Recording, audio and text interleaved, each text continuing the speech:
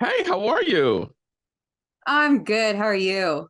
Everything's great. Tell me all the things. What's happening?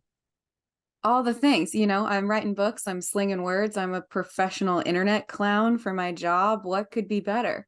Slinging words. I love that you use the word slinging words. Yeah, I'm a slinger of words and wit, stories big and small. Did you say professional clown you are?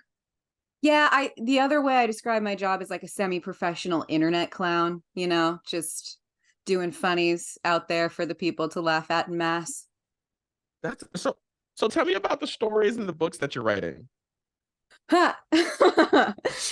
So the book that just came out that I wrote, it's called "You're Gonna Die Alone and Other Excellent News." Um, and that one is, gosh, how would I describe it? It's like if it were like a cheese, you'd spread it on a cracker, share it with a friend. It wouldn't give you lactose intolerance, that kind of thing. It's like funny up front, but then gut punches you with some heart when you least expect it, but before you can get really sad or existential, makes you laugh again. I have a friend who described it as like a perfect album with no skips, like just one of those ones you listen all the way through. Um, and it's just a funny collection of stories that asks questions about the nature of life, of change, figuring out who you want to be. Why is online dating so awful? If we're going to have supervillains, at least they should be wearing better clothes and being more dramatic, just some ponderings. That's interesting. Why is online dating so awful? You know, there's one chapter in there called Observations or Field Notes from an amateur anthropologist, Tinder, in Mhm, which I try to sort of observe and reflect on some of the behavior of the male species out in the mhm, wild. And I mhm. think some of it is that dudes are working with like a template set by other dudes.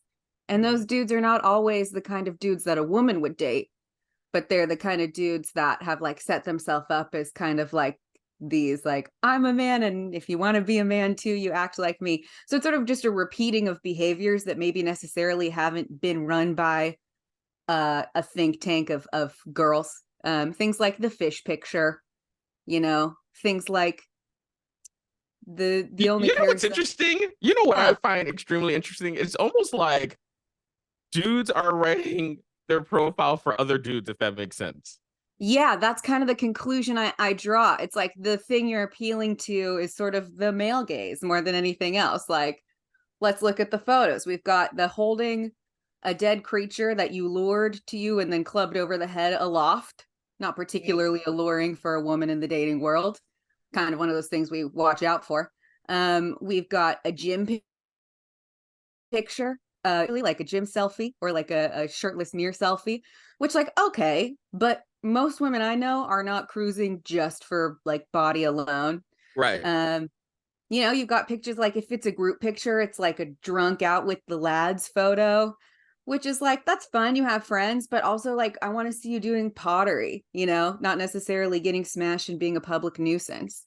So it's just a reflection on that. You know what I You mean? you know what it is? It's also because men are very visual, hmm extremely visual. So I feel like they are putting things on these apps that will essentially attract them, if that makes sense. Right. Exactly right. Like, they're cruising through photos looking for a girl with a body that they believe to be like the perfect body, right? So then they're putting photos up of them in the gym thinking the reverse will work on a woman. And let me tell you right now, 98% of the women that I know, you put up a shirtless gym selfie next to a guy who's sitting at a pottery wheel with like his cuffs rolled up and mud up to his elbows, pottery guy.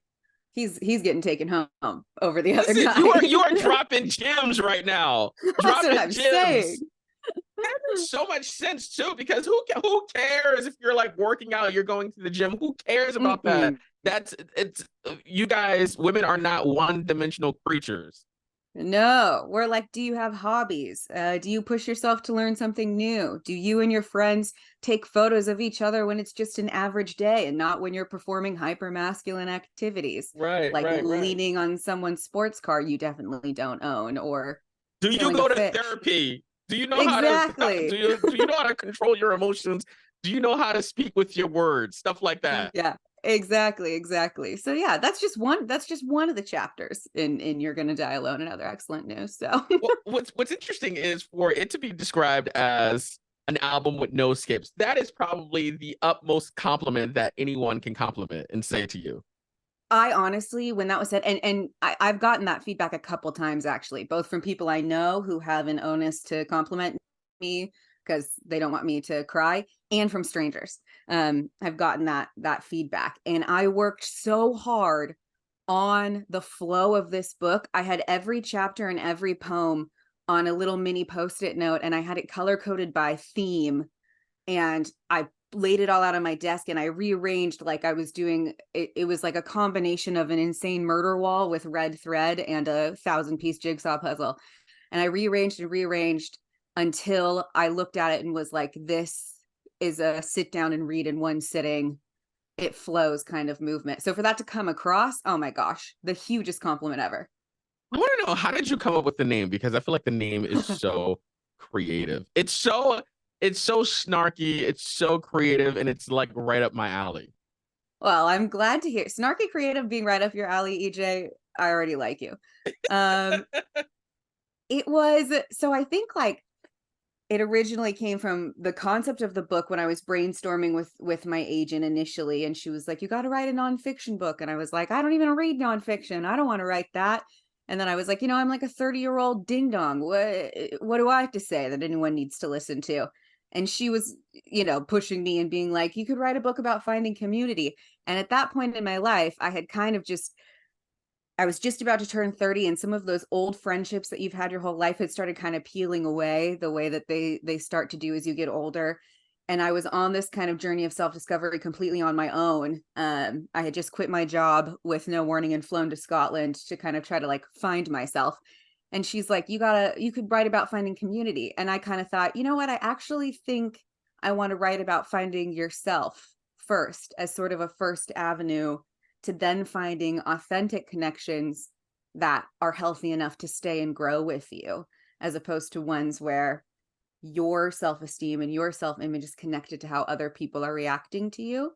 So it was kind of, that was point A. And point B was, growing up, I had some characters in my life who would be like, if you don't, you know, put lotion on your arm so your skin is soft and men can stroke it, you're going to die alone. If you're not less intimidating, if you don't smile more, it's kind of this threat that's wielded over girls a lot of the time of like, if you don't conform in these ways to be traditionally feminine, you're going to die alone. Like dying alone is the worst thing that could You have to possibly wear a happen. little dress to yeah, because I've heard that of my little cousin. You have to wear a little dress so you can look like a little lady, blah, blah, blah. Right. Like as if like getting to the end of your life without having been chosen by a man is like the worst thing that could happen to a What woman. about if you didn't choose them? Right. So like, I grew up, I was born a little contrary. You know what I mean? I was born under, I think, A League of Their Own was playing on TV, and I didn't cry like a normal baby. I stared at every person in the room one by one with, my mother says, an accusatory stare, like this meeting could have been an email. Why did you bring me here? So like from the beginning, I was kind of a bit of a like, but why though? Yeah. Sort of human. Why am I here? Right. And So why are you getting, in here? yeah. And why am I cold now? Yeah. 'Twas warm moments before. And so I think like I've just always been a little bit out of step with the whatever you're supposed to be doing to kind of fall in line. So I got that threat a lot when I was growing up, especially when I got into high school, especially then when I was in my like young adulthood of like, are you dating anybody? And I'd be like, no. And they'd be like, well, it's because you're too intimidating. Well, it's because of this. Like, and the subtext was always kind of, you're going to die alone. And so I wanted to take that and kind of be like, you're going to die alone and other excellent news. Like, what if you were your own favorite person? And what if you worked hard enough on yourself to where your own company was contentment? And then you can love with loose hands. People can come, people can go, but no matter what happens, you're still with your favorite person. Like, you're going to die alone is not really a threat. It can be a beautiful way to be. So I tell people all the time, you have to be your own best friend. yeah, amen. Because who else is going to root for you all the time? Who's going to spend every single day of your life? You know what I mean? Yeah, The only yeah. tattoo I have is my own birthday. Good for Good for you. You know what's interesting? Another thing about the title of the book, and sometimes I go into Barnes and Nobles, right? And you see these titles of books that just grab you, punch you in the face, and tell you to come and read me. And that's how I feel about the title of the book that you have. Yeah, that was also part of the goal. Is I was like, I'm one of those, I get to the airport a little bit early. I'm going to go scan the end caps. And I very much wanted a title that cut right through all of the clutter, because there's so many, great books that are coming out all the time. So I Mhm. wanted that for sure. That was an intentional part of the choice. What made you document everything on TikTok? Okay, so I'm going to take you back to 2020. No, I do know, not just take me for a back. minute, and Fine. Okay, then I'm gonna bring you right out of it. make it quick. There was this, that week, it was like the 3 weeks of the first lockdown, and on the same day that I binged watched all of Tiger King and was eating like ravioli out of the pot I cooked it in my bed, I Yes. also downloaded TikTok. No rules, it's the jungle out there. That was that time. Then I never opened the app again until a few months later. I I'd had a really stressful week. It was like June, and I'm not built for cardio. I'm not built, like, in an apocalypse scenario, I'm going to survive any scenario except for the ones where I'm getting chased. You know what I Yeah, mean? If correct. I'm getting chased by a runner of any kind, bye, life's not worth that much. Yeah. So I'm not built for that stuff, but I've been having a stressful day or week, and I thought, I'll go exercise. That's the way that it should be. I'll go work out some of these feelings. So I went on like a 3-mile hike, and it was like 75 degrees. And I almost passed out of heat stroke midway through. Just Where really, were you? I'm from Southern California. I was just in my hometown. Like, it was such a simple thing, but I swear, I'm starchier than I am human. Like, I'm closer to a potato in genetic makeup than a human being. So I was really hot. My face was the color of, the perfect heirloom tomato you just want to bite into, except for I was pissed. And so I drove straight to the Starbucks drive-thru just to get an ice water. Like, I was that annoying woman that day. And as I'm sitting there, I kind of popped onto my Instagram and did a little rant where I was like, I'm not supposed to be here. I'm like 50% potato. I'm like an Irish peasant that's supposed to survive a winter. What am I doing here? And I had a lot of friends that messaged me being like, you should post this on TikTok. And so I threw it up there. My username was like 8675, 309, Jenny's phone number. Yeah, And yeah, I yeah. I had no photo, no anything. I closed the app, of course, I forget about it. And then I'm on the phone with my, Gen Z little brother, and I'm like, oh, I posted a video on TikTok today. He's like, oh, haha, I bet it's going viral. And I opened the app, and oh my God, it was going viral. So the first video I ever posted got about 9 million views. And within 24 hours, I had 10,000 followers. And I just had this vision of like Arnold Schwarzenegger kicking my door down, holding like a machine gun in each hand, and his tank top just said the word opportunity, and he was like, sink or swim. And I'm one that's gonna swim. So I just started posting every day, being like, this will open some doors. And pretty quickly I started thinking of it as a case study for me as a storyteller. And I started just working every single day. I posted something new, and I do like 60-second monologue style videos. I do like little mini storytelling.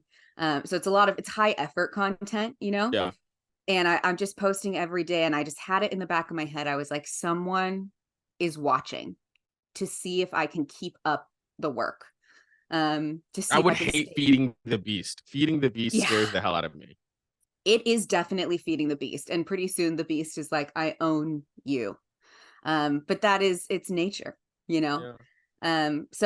But it was about 6 months of that when my now literary agent DM'd me and was like, hello, I'm a literary agent. I've been watching your work for about 6 months. Please tell me you want to write. And that was, she'd been watching to make sure, okay, It's this, consistent. right, this girl can consistently create new creative storytelling, funny work. She has what it takes to write a book. And that's pretty much how that happened. That's amazing. I love hearing stories like that because I know a lot of people get on TikTok for the sake of just getting on there because they were bored. 2020 happened. People just wanted to be entertained because they Yeah. were in a house bored, bored in a house bored. But the fact that you were able to parlay that into something Yeah. and essentially not even with the intention, No, it was a total accident. your Like, Gen Z brother laughed at you and said, haha, you're probably going viral. But in reality, that was the case. That was happening. that was the case. And I never in a million years woke up one day and was like, I would like to be an influencer for my job. Never. That's how it happens, though. I think a lot of people, they try to teach how to rub the genie out of the lamp, but a lot Mhm. of the times the genie just comes out. It's not anything that goes Yeah, along with it. It's just like it just happens. that genie is wily. He's Right. got a will of his own. And for me, I was like, the thing that really happened and happened well was that one, on that first video I ever posted, I was the least conventionally attractive I'm ever going to look. Coming out of an almost heat stroke hike, I'm swollen, I'm red, I'm angry. So I could only go up from there. And because I was being funny and looking like that, the people that found my content were like mostly women that like other funny women, as opposed to my content being pushed to some of the bad sides of the internet. Yeah. Immediately, the community that started rallying around me were super wonderful, and like it was like mostly women, and then like the men who are down, like the men who are cool. And so then there was no expectation for me to like show up looking polished, and the only thing they wanted from me was more of my like authentic thoughts. So the best advice I could give anybody who's like, how would you do that, would just be, don't create a brand and not be yourself. The brand has to just be you, because your content has to be sustainable, and the only way your content is sustainable is if you're just you. Like, that's the Absolutely. only thing you can be every day. Tell us, what else are you working on next? So right now I'm writing a couple other books. Those are out floating around, hoping we're getting some offers around then. I'm noodling on a one woman show. I was the guest at a stand-up show at Joe's Pub here in New York in May, and it was so effing fun. I was like, wow, I forgot how much I love being on stage. So I'm trying to manifest that into existence pretty quickly here. And I'm working on some screenplays. I'm trying to do a little empire kind of situation. You know what I You mean? Have are my fingers booked. in a lot of pies. Right, you're booked and busy, and I love to hear that. I absolutely loved our chat. You are so funny. I hope the book does extremely well, and Me thank you so too. much for jumping on and chatting with us. Oh, thank you for having me. This was absolutely a joy.